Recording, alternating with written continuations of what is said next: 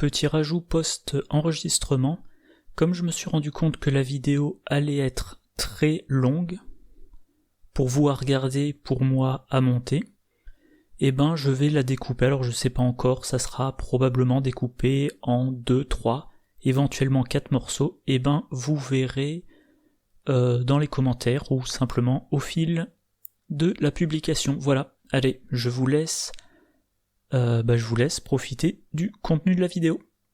Onirim de Shadi Torbé. Alors j'ai déjà fait une vidéo de présentation et de vidéo de partie, donc je vais pas m'attarder. Je vous y renvoie. J'y ai pas rejoué depuis d'ailleurs, je crois, ou pas depuis un moment. Eon's End. Alors je rappelle que les jeux, je les ai présentés globalement dans mon ordre d'appréciation décroissante, donc oui, je n'aime pas des masses Eon's End. Le but du jeu, chaque joueur joue un mage. On a un deck avec des gemmes qui fournissent des énergies, on va essayer de se procurer des reliques, des sorts, des objets, et on fait des dégâts aux méchants. Voilà, avant qu'il ait détruit la ville de, je crois que ça s'appelle Gravold. Comme je le disais pour Alien, c'est un jeu de deck building coopératif dans lequel on essaie de tuer un méchant. C'est inférieur à Alien, voilà, je vais m'arrêter là. Legendary Buffy the Vampire Slayer. Un autre jeu Legendary. Alors celui-là, c'est pas un jeu Encounter, c'est Legendary, donc c'est plus proche de Marvel. C'est dans l'univers de Buffy, univers qui ne m'intéresse pas particulièrement. Si on regarde le plateau, on trouve les classiques. Voilà, le deck de cartes recrutables, les cartes recrutables à un moment donné, les cartes recrutables spécifiques, le Big Bad, donc le méchant, le scénario, les méchants qui se sont échappés, le deck de méchants, le deck de civils, le deck de blessures. Donc la thématique, je m'en fous. Clairement, je m'en fous, moi Buffy, ça m'intéresse pas des masses.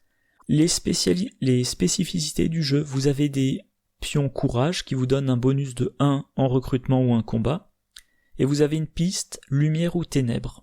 Il y a des cartes qui vous disent les ténèbres avancent, des cartes qui vous disent la lumière avance. Quand vous arrivez sur le 3 d'une des deux pistes, il y a un effet, positif ou négatif, et ensuite vous retournez à, je crois, 1 en lumière. Voilà, le jeu ressemble à Marvel. Mon problème avec ce jeu, c'est que certains héros, donc les héros bien évidemment sont les personnages de la série, combattent énormément.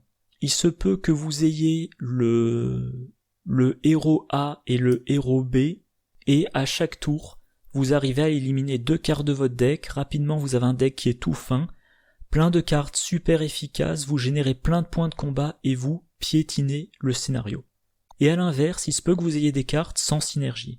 Donc encore une fois, mon problème c'est que il y a des situations, vous pouvez rien faire, vous perdez rapidement, et il y a des situations où c'est une balade de santé.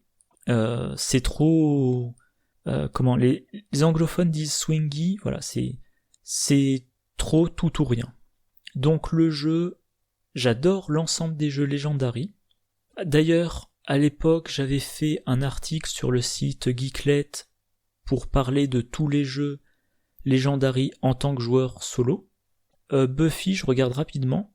Voilà, Buffy, j'y ai joué très exactement 14 fois. La dernière fois c'était en novembre 2020, et pour autant que je me souvienne, en novembre 2020, je me suis forcé à y rejouer, parce que j'y avais plus joué, je pense, depuis 2 ans. J'ai dû faire... je pense que j'en avais fait 10 parties, et je me suis forcé à en faire 4, et je pense que je me suis fait chier, clairement. Moi j'envisage de revendre quelques-uns de mes jeux, et si je revendais mes jeux, Legendary Buffy, je le revendrais. Il y a une époque, il y a quelques années, allez mettons en 2018, je me voyais bien acheter progressivement tous les jeux Legendary parce que j'adorais la mécanique. Maintenant, je me verrais revendre sans aucune hésitation. Si j'hésite, vu que je sais pas si je le ferai, mais si je me décide à revendre une partie de mes jeux solo, celui-là partira dans les premiers. Parce que je trouve qu'il fait rien de mieux que Legendary Marvel. Et Legendary Marvel, vous avez la quantité de contenu. Autre chose, dont j'ai pas parlé tout à l'heure, les extensions de Legendary Marvel, elles sont globalement thématiques. Si vous aimez les films Les Gardiens de la Galaxie, vous achetez l'extension Les Gardiens de la Galaxie. Si vous aimez, que je trouve un bon exemple, si vous avez aimé l'idée du film Civil War, il y a une extension Civil War. Alors c'est pas les mêmes scénarios, mais il y a cette idée des héros qui en fait sont les méchants et vous avez l'idée que vous allez affronter, le mastermind va être Iron Man ou Captain America ou je sais plus trop qui, la directrice du Shield. Là, Legendary Buffy, non, c'est Maki, un autre jeu que je vous ai présenté en vidéo. Du coup, je vais pas m'attarder. C'est simple, mais il n'y a pas grand chose dans le jeu. Voilà. Allez. Freedom. Alors en français, c'est quoi le titre? Le chemin de fer souterrain. Ce jeu est encensé. Voilà. Freedom, le chemin de fer clandestin. Ce jeu est encensé par beaucoup. Voilà, au classement thématique, il est 78e. Classement global, il est 400e, ce qui est quand même très bon vu le nombre de jeux qu'il y a sur Board Game Geek.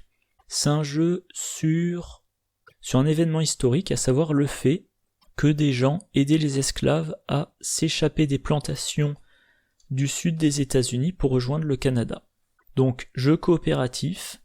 Voilà, en bas vous avez les plantations, il y a des esclaves, à chaque tour, il y a des esclaves qui sont vendus aux plantations, et les joueurs vont utiliser leurs cartes rôle, des pions de déplacement pour déplacer les esclaves des plantations vers le Canada. Il faut libérer un certain nombre d'esclaves avant la fin de la partie, sachant qu'il y a des chasseurs d'esclaves qui se baladent. Chaque fois que vous déplacez un esclave, potentiellement vous attirez un chasseur d'esclaves, donc vous devez bien choisir l'ordre de vos actions pour éviter que les esclaves ne soient recapturés et renvoyés dans les plantations. Le jeu ne m'a pas convaincu. J'ai envie de dire, le jeu m'a laissé tellement de marbre que je serais incapable j'ai du mal maintenant à vous ressortir mes arguments contre. Je l'ai trouvé un peu chiant.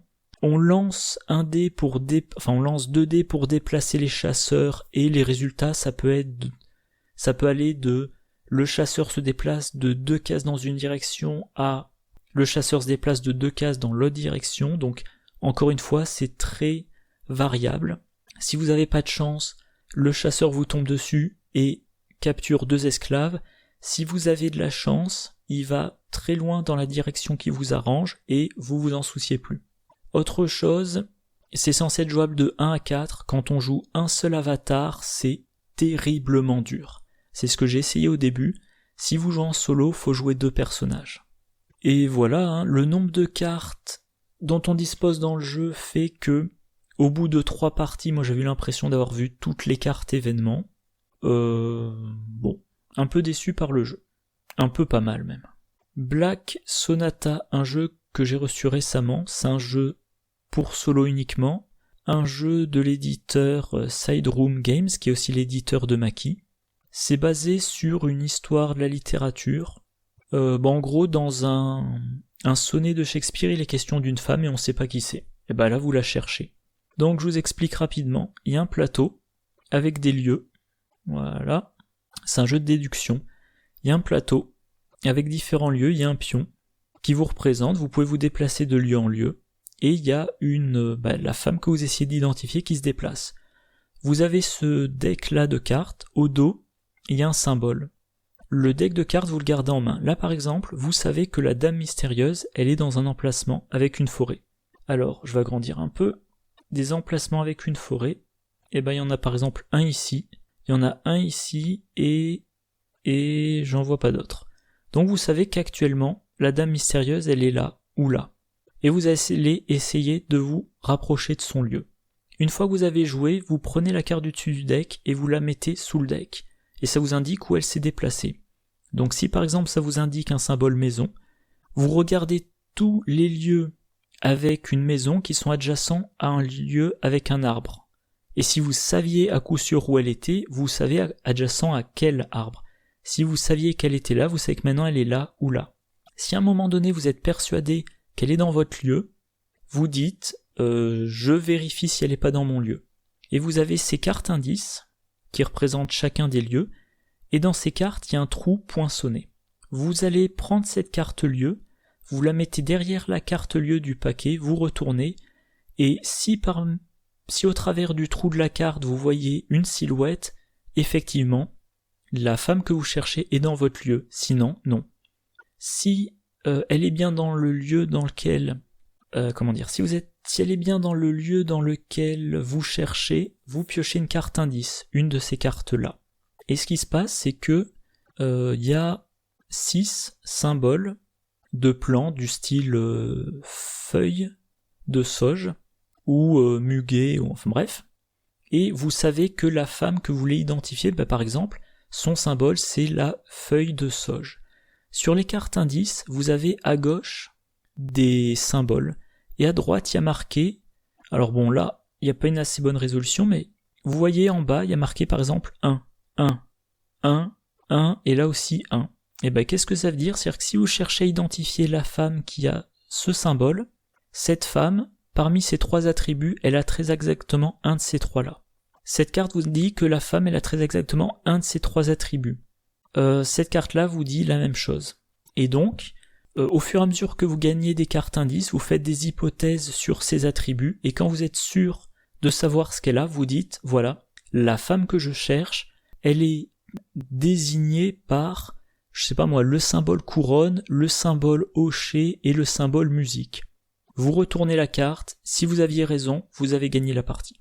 Donc c'est un jeu de déduction, vous essayez de déduire où elle est, quand vous êtes sûr qu'elle est dans votre lieu, vous vérifiez, si elle est bien dans votre lieu, vous avez une carte indice, et par recoupement des cartes indices, vous déterminez quelles sont ses propriétés. Par exemple, là, le joueur est persuadé qu'elle a le trait musique et qu'elle a le trait hocher. Si on regarde les cartes indices, c'est pas comme... Non, je vais faire dans l'autre sens, voilà. Si on prend l'exemple du 1 qui est indiqué en bas, si on part de l'hypothèse que le symbole des 3 qui concerne la femme qu'on cherche, c'est la chaîne, ça veut dire qu'elle n'est pas concernée par l'anneau et par la couronne. Donc là-dessus, elle n'est pas concernée par la couronne, donc elle a soit le hocher et le cœur. Sachant que... Donc on part de l'hypothèse qu'elle est symbolisée... elle a l'attribut chaîne. Donc là, le 1, c'est l'attribut chaîne, d'après notre hypothèse. Donc elle n'a ni plume, ni hocher. Donc sur cette carte-là, elle n'a pas hocher. Elle pourra avoir couronne ou cœur, mais couronne est sur cette carte-là. Or, sur cette carte-là, il n'y en a qu'un qui est bon. Donc ce n'est pas couronne. Ce n'est pas hocher, ce n'est pas couronne, donc c'est cœur. Donc si on fait l'hypothèse qu'elle a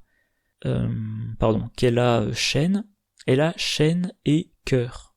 On regarde cette carte-là, elle ne peut pas voir... je sais plus comment j'étais arrivé à cette conclusion. Mince. Comment je suis arrivé à la conclusion? Ah là là, je me suis embrouillé. Bon, bref, vous comprenez le principe. Voilà, donc j'ai fait quelques parties, c'est plaisant, mais ça casse pas 3 pattes à un canard. Et à remarquer, j'ai joué en mode le plus simple. Des fois, ça semble assez hasardeux. Le mode le plus simple, c'est je me déplace, puis je fais une hypothèse. Je me déplace et si je pense être dans le lieu de la dame en question, je dis, j'essaie de vérifier si elle est là. Dans les modes de difficulté plus durs, c'est on fait l'un ou l'autre. C'est-à-dire que dans les modes de difficulté plus durs, il faut aller dans un lieu et ensuite potentiellement elle quitte ce lieu. Donc il va falloir aller dans un lieu et l'attendre. Ça semble terriblement dur. Donc quand on joue en difficulté simple, ça semble très aléatoire et en mode de difficulté élevée, ça semble très dur. Donc je suis pas sûr que le jeu me plaise très longtemps. Alors Thunderstone, c'est un jeu que je mentionne parce que c'est un jeu auquel j'ai adoré jouer en solo. Encore un jeu de deck building, mais alors je sais plus quand j'ai commencé à y jouer en solo. J'y ai beaucoup joué en solo et ensuite j'ai découvert, encore une fois, Legendary Encounters Alien. Et depuis que je joue à LE, donc LE, Legendary Encounters Alien, je n'ai plus du tout envie de jouer à Thunderstone qui est beaucoup trop mécanique et beaucoup trop fade par rapport à Alien. Encore une fois, je me suis forcé à y rejouer assez récemment pour savoir si j'avais pas retrouvé intérêt pour ce jeu, mais non. Je le garde pour y jouer en multijoueur, un jour, parce que j'aime toujours le deck building, mais trop fade. Xenoshift Onslaught, c'est du deck building. Alors c'est un jeu qui m'a été offert par des potes.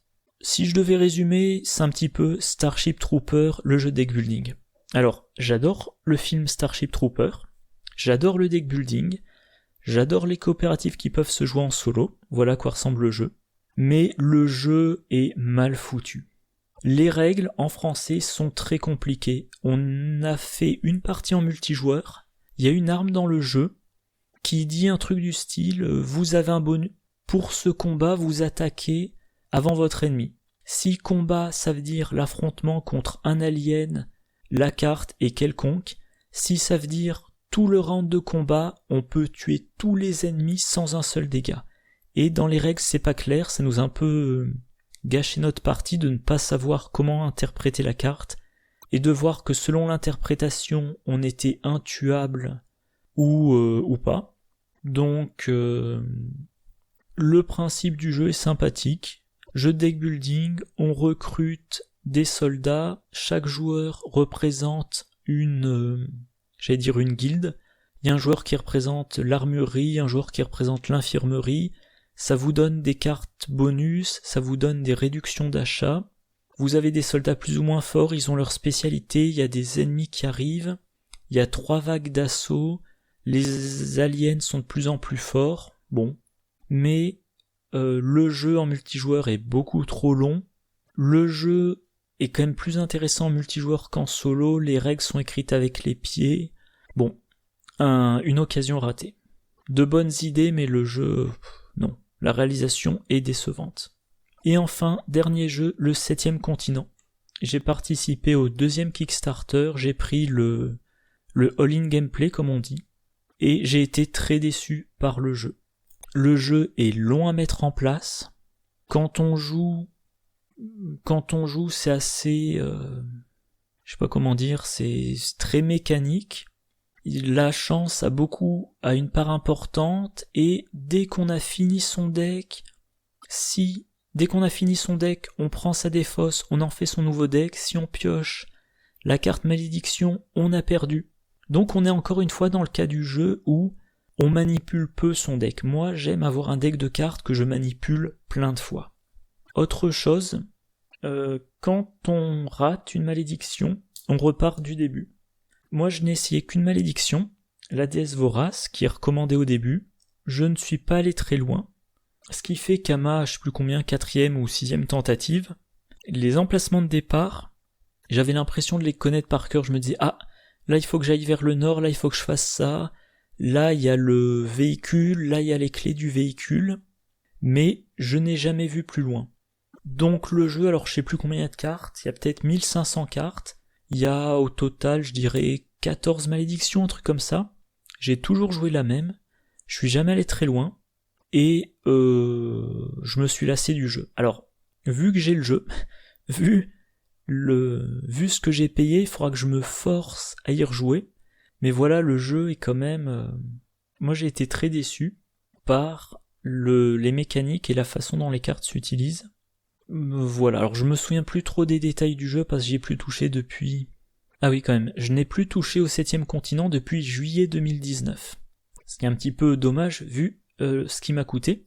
Mais bref, quand on voit le fonctionnement des cartes, c'est pareil, c'est...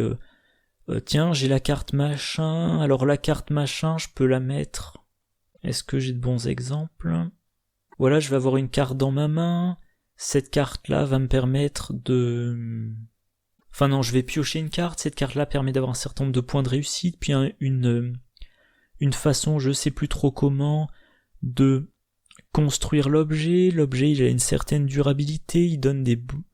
Voilà, il faut que je construise l'objet, j'ai des réductions... Alors pour construire l'objet, si j'ai pas de bêtises, il faut que je défausse 3 cartes et j'ai besoin d'aucune étoile sur les cartes défaussées. Mais si j'ai les bons éléments, j'ai même pas besoin de défausser des cartes. Cet objet est utilisable 3 fois, il me permet certaines actions, mais je peux le combiner avec d'autres. Je peux combiner, je sais pas moi, une flûte de Pan avec une pelle, c'est très mécanique et au final, moi j'ai trouvé ça super décevant. Bon, je voulais faire une vidéo de 30 à 45 minutes, j'en suis à 2h15. Donc je vais m'arrêter là. j'ai présenté... Alors il y a d'autres jeux auxquels j'ai joué en solo. Ce dont j'ai pas parlé, c'est soit parce que j'y ai pas assez joué souvent pour formuler un avis, soit parce que je les aime pas assez. Je mettrai comme d'habitude un index temporel le plus détaillé possible, c'est-à-dire en mettant le début de la discussion sur chaque jeu. Et grosso modo, si un de ces jeux vous intéresse et qu'il est dans l'ordre que dans l'ordre il est avant, on va dire, Legendary Firefly, vous pouvez mettre dans les commentaires que vous aimeriez voir une partie et je le ferai quand j'en aurai la possibilité. Bon, voilà, moi je m'arrête là, il est temps d'aller manger. Je vous souhaite une bonne journée, une bonne soirée, de bonnes parties et je vous dis à la prochaine. Au revoir.